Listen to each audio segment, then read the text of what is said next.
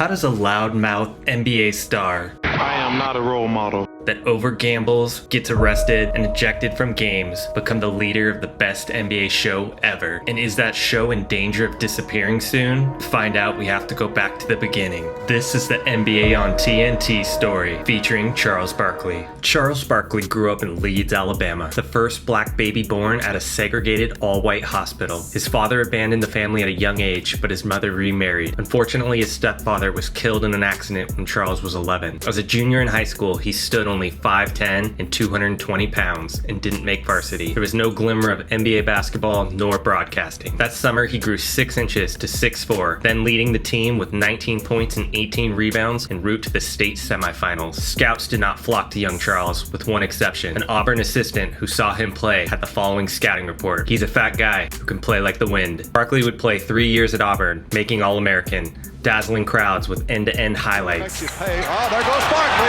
Look out for this one. Here comes Barkley. At Auburn, he lovingly became known as the Round Mound of Rebound. Charles would take Auburn to their first ever NCAA tournament in 1984. Skipping his senior year, Barkley would join one of the most talented NBA drafts ever as the 4th pick. Philadelphia 76ers select Charles Barkley of Auburn University. The round mound of rebound, tipping the scales, the latest at 300 pounds. He is one of the most exciting players to come out of college. Chosen alongside Hakeem Olajuwon, Michael Jordan, and John Stockton. While Barkley was just starting his pro career, the NBA was being broadcast by powerhouse CBS, with TBS joining as the new NBA cable partner. To the doctor, it is the rookie, Charles Barkley. Good afternoon, everybody, and welcome. I'm Brent Musburger, along with Hubie Brown. We certainly hope that the action about to come your way is as exciting as that game out of Detroit was. Kenny Smith, one of the 4 pillars of the TNT broadcast, was born in Brooklyn and grew up in Queens. There he faced a competitive New York basketball scene. Smith was coached by Jack Curran, who holds the record for most wins in New York City history. Kenny would become an All-American and join Dean Smith at North Carolina. His freshman year, he played with Michael Jordan en route to a 4-year career that never saw UNC ranked lower than 8th. They have it wrapped up, but they're pressing. Kenny Smith pitches it ahead to Michael Jordan. Watch out. Kenny would join Barkley in the NBA in 1987 as the 6th overall pick. During this time period, media mogul Ted Turner, who previously started CNN, TBS, and Turner Sports, had been trying different ways to get more sports to his entertainment networks. Turner would launch a new channel in TNT to show old movies he had acquired the rights to, but also wanted to showcase live sports, including the Goodwill Games, which he had created as a replacement for athletes during the strike in the Olympics in 1980. Hi, I'm Ted Turner. Be sure and watch the Goodwill Games here on Q13. He would launch TNT in October 1988. The NBA had used ESPN and USA Network as their cable broadcast partners briefly, but starting in the 1984-85 season, Turner acquired the cable rights to be aired on TBS. The NBA had struggled to get views, much in part to time-delayed broadcasts and networks prioritizing other content for primetime viewing. Turner split the NBA broadcast rights between TBS and TNT to help grow his new channel starting in 1989 in what would be the beginning of a broadcast dynasty. Ernie Johnson was the first of the Big Four to join TNT. Johnson, whose dad played professional baseball and was an announcer for the Atlanta Braves, grew up in Atlanta and played college baseball at Georgia, where he majored in journalism. Originally, TNT hired him to announce the Goodwill Games, but had this to say. And they said, "We want you to come be the host of U.S. Olympic Gold and then be the host of the Goodwill Games." I said, "Okay, that'd be cool. I can do that." And then there was a shakeup in the hierarchy of the Goodwill Games, and they said, "Oh no, Ernie Johnson's not going to be the host of the Goodwill Games. Larry King's going to be the host of the Goodwill Games." I was left doing a variety of sports: judo, modern pentathlon. Judo. And really, we hardly talked about the NBA when I signed the contract, but TNT was just coming into being, and so after the Goodwill Games there, and I did some reporting for the NBA that first year back in 1990 or 89-90. Then the Sager was the studio host at that time, and they wanted to move Segs on the road as a reporter, and they moved me into that chair for the 90-91 season, and I've been sitting there ever since. Ernie's role would grow essentially to keeping the show on the tracks as it grew more and more chaotic. Let's go to Ernie Johnson at the Palace. Ernie? Thank you very much, Craig Seeger. The 4th and final member of the Big Four was quite literally the biggest and one of the largest personalities the NBA has ever seen. Shaquille O'Neal was born in New Jersey. Shaq lost his biological dad to a drug addiction and prison at a young age. Luckily, his mom and Jamaican stepdad, a career Army sergeant, filled the void. Shaq would travel to Germany and ultimately settle in San Antonio. By age 13, he had grown to 6'6", and credits the Boys and Girls Club for giving him a safe place to learn the game of basketball. The secret to Cole's success this year? Well, the secret is me blocking shots and getting rebounds and making my shots well. That's the secret. Shaq took his high school team to a 68-1 record, setting the state record for rebounds in a season at 791. He would attend LSU, choosing a coach he had met while in Germany. During his college, he would win SEC Player of the Year both seasons, before being selected #1 overall in the 1992 draft. Let's go now to David Stern for the first selection of 1992. With the first pick in the 1992 NBA draft, the Orlando Magic selects Shaquille O'Neal from Louisiana State University. Ernie would even interview Shaq as a rookie. I caught up with Shaq on the road in LA yesterday for a little one-on-one with the guy who was given NBA foes fits in his first year. Do you think there's going to be a book, as they say, on Shaq around the league? Teams talking, hey, we tried this on him, it didn't work. We tried this, we seem to have some success. Is that going to happen? It might, but basketball is a game of reactions. If you make a move to the middle and a guy take your middle, you got to react the other way. And I have a lot of tricks in my backs. I have a lot of tricks. A lot of stuff we haven't seen yet? That's right. When are you going to break these up? I don't know. You talk any trash? I only speak when I'm spoken to. Meanwhile, Kenny would win 2 championships in Houston and retire in 1997, joining TNT the next year. Ernie had this to say. I worked with Kenny first. You either have that or you don't have that. Kenny had it. You know, Kenny was late in his career. He was working his way through 10 days. But man, he just has a gift. Right. He's just natural. Over Seattle. And joining us in the studio, boy, who's that guy? 10-year NBA veteran, Kenny Smith. Kenny, as we head down the stretch of the regular season and take you into the playoffs in just a shade over 3 weeks. It's great to see you again, big fella. Glad to be a part of the dream team. You have to go through people in the playoffs, and they're going to let the players decide the game on the court. Go. Kenny Smith here all night long. It's going to be a long night. 12 games on the NBA schedule, doubleheader. Shaq's NBA career would be one of the most polarizing. He would dazzle fans with his unique skill set and ability for his size, making the All-Star team 11 times and winning an MVP. He would also lead the dream team in scoring en route to a gold medal. Sir Charles was also one of the most confrontational players, getting in fights with players, fans, and referees. Clyde Drexler once had to bail Chuck out of jail. Chuck had this to say, "If you bother me, I'm going to whip your ass." The guy threw ice in my face, and I slammed his ass into the window. I'm not denying that. I defended myself. He got what he deserved. His lowest moment, however, came during a game where a fan yelled a racial slur at him. In response, Barkley spit at the fan, but accidentally hit a young girl. He said that it was rock bottom for him. He realized he needed to change at that moment. Chuck ultimately became friends with the young girl and her family. Still, Charles was never shy about his feelings, whether it was fighting his future co-host Shaq or kicking a ball into the stands. Barkley retired in 2000, and despite his problems, Powerhouse NBC wanted him to join their broadcast. Ernie described how that almost happened. For all the world, like he was going to NBC. NBC was right here with him, but he said, he had verbally agreed with, to go to NBC. And he comes down to Atlanta and goes out with the Turner folks one night.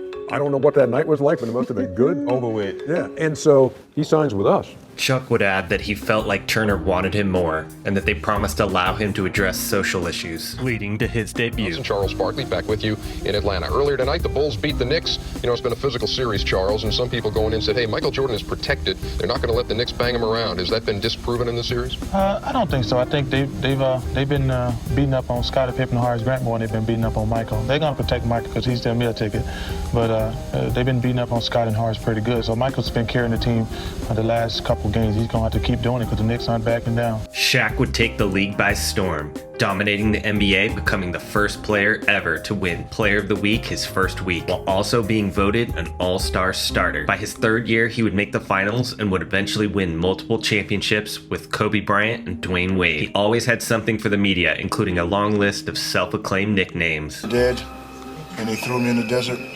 body slammed me in some cactus. Barbosa, Nash, and Amari came and saved me. That's why I call myself the Big Cactus. Now I'm back, Every time I see a cactus, I go crazy. Starred in a feature-length movie Kazam, had a platinum rap album, his own video game, and was loved by almost everyone. He would retire in 2011, joining TNT later that year. Guys, an apology. What's that? When I'm at home, sitting on the couch, watching you guys talk and hang out with Charles, I'm like, this is easy. You guys work hard. Ernie, Kenny, and Chuck, I miss you. I'm coming home to join you. Shaq would be the final puzzle piece for TNT's Inside the NBA, unlocking a recipe that would delight fans for more than a decade. Where's Shaq?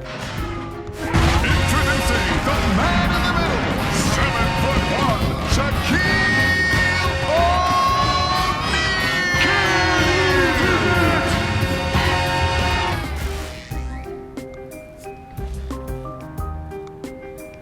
O'Neal. What? Let's check in on what has fans coming back year after year. Break it.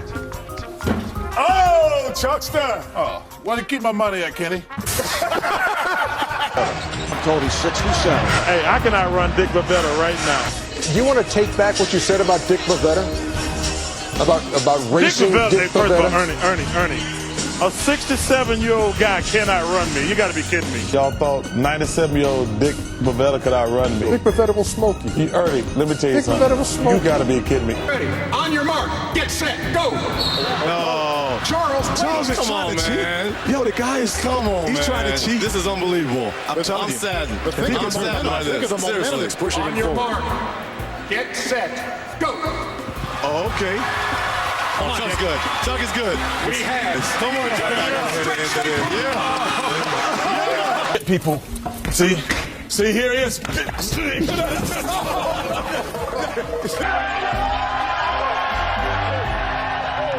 And zipper breaks, the church one might have used to cover it up. A child. Whoa! A what? A child. The man gonna get us locked up. Wait. Not a good answer. Hey. No.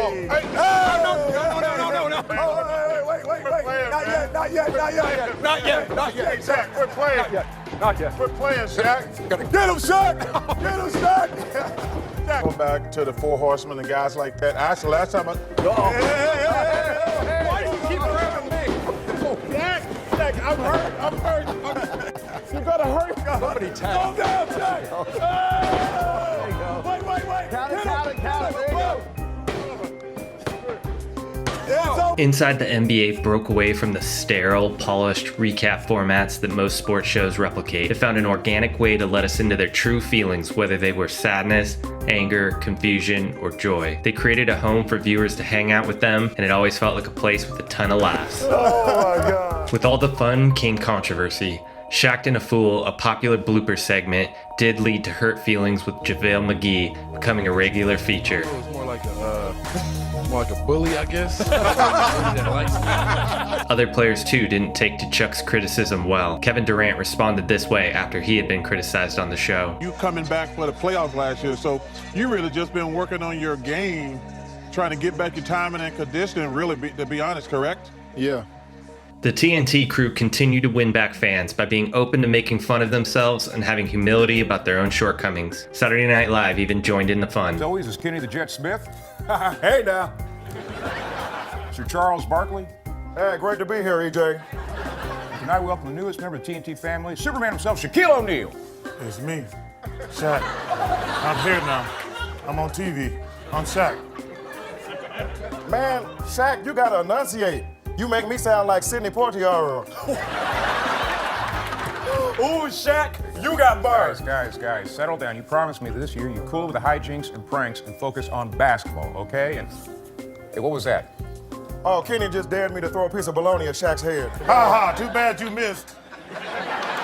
Over the years, TNT basketball had many great players and team members participate, including legendary contributors such as Marv, Reggie Miller, and longtime host and sideline reporter Craig Sager. Known for his positive attitude and wild outfits that players loved and hated, Sager would have a public battle with cancer that allowed fans to root for his recovery and ultimately mourn his passing. Again, this helped create community within the NBA world and feel like you were a part of the Inside family. I gotta honestly tell you, this is the first time I've enjoyed doing this ridiculous interview we're required to do. It's because you're here and you're back with us. Welcome back, baby. Well, thank you very much. I lay in the hospital for months hoping to do this again. Despite the many people contributing to the show, Charles Barkley continues to be the most compelling force of the show. People wonder what makes Charles so special. He had this to say. Why do you suppose people want to listen to you?